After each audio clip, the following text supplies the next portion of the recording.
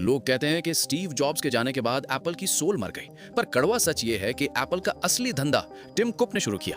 जहां जॉब्स एक विजनरी था जो सपने बेचता था, वहां कुक एक कोल्ड ब्लडेड अकाउंटेंट है जो सिर्फ मार्जिन समझता है। जरा सोचिए, हर साल एग्जैक्टली सेम आईफोन, वही पुराना डिजाइन, बस एक नया बटन, और फिर भी दुनिया पागलों की तरह लाइन में लगती है। ये कोई टेक इनोवेशन नहीं है, ये टिम कुक की सप्लाई चेन मास्टरी और साइकोलॉजिकल कंट्रोल है। उसने एक टेक कंपनी को लग्जरी ब्रांड बना दिया जहां अब चार्जर के लिए भी अलग से टैक्स देना पड़ता है। क्रिटिक्स चिल्लाते रह गए कि एप्पल बोरिंग हो गया है, लेकिन चुपचाप टिम कुक ने उसे दुनिया की पहली $3 बिलियन कंपनी बना दिया। तो ब्रूटल ट्रूथ ये है, स्टीव जॉब्स आर्ट बनाता था, पर टिम कुक ने उस आर्ट को एक मनी प्रिंटिंग मशीन बना दिया, और शायद आज की दुनिया में जीनियस वही है।